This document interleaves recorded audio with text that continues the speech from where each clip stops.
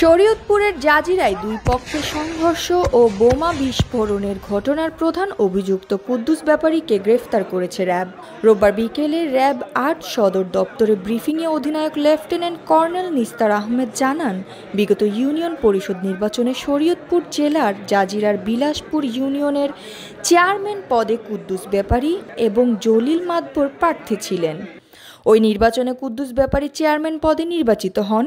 নির্বাচনের পর হতে দুপক্ষের সমর্থকদের মধ্যে চরম বিরোধ চলে আসছিল এবং উভয় পক্ষে একাধিকবার সংঘর্ষ হয়েছে। এরই জের ধরে গত ৫ এপ্রিল ওই সংঘর্ষের ঘটনা ঘটে।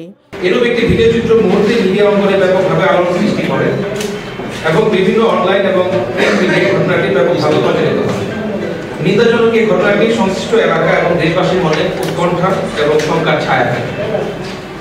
এরই ধারাবাহিকতায় অদ্য ৬ এপ্রিল ২০২৫ তারিখে ভোর ০৪:৩০ ঘটিকায় র্যাব ৮ CPC-3 মাদারীপুর ক্যাম্প এবং র্যাব 3 CPSC ঢাকা ক্যাম্প তারা যৌথ অভিযান পরিচালনা করে ঘটনা ২৪ ঘন্টার মধ্যে প্রধান অভিযুক্ত কুদ্দুস ব্যাপারী তাকে আটক করতে সক্ষম হয়।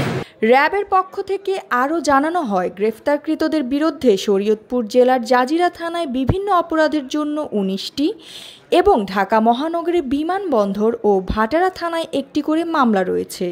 ঘটনার বিবরণ এবং এজাহার বর্ণনায় জানা যায়, বিগত ইউনিয়ন পরিষদ নির্বাচনে শরীয়তপুর জেলা জাজিরা থানাধীন বিলাসপুর ইউনিয়নের চেয়ারম্যান পদে কুদ্দুস ব্যাপারী এবং জলিল মাতবর উভয়ই প্রতিদ্বন্দ্বিতা করেছিলেন।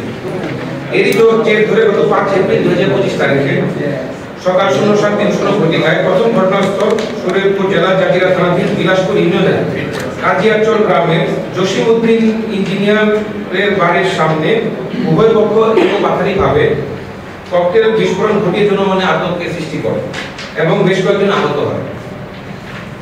এরপর এজাহারে বর্ণিত অভিযুক্তরা একই দিনে সকাল আনুমানিক ০৮:৩০ ঘটিকায় দ্বিতীয় একটি ঘটনাস্থল শরীয়তপুর জেলার জাজিরা থানাধীন বিলাসপুর ইউনিয়নের মুলাই ব্যাপারী কান্তি গ্রামের ফয়জুল সর্দারের বাড়ির সামনে ফসলের মাঠে পুনরায় একত্রিত হয় এবং এলোপাথারিভাবে ককটেল বিস্ফোরণ ঘটিয়ে জনমনে আতঙ্কের সৃষ্টি করে।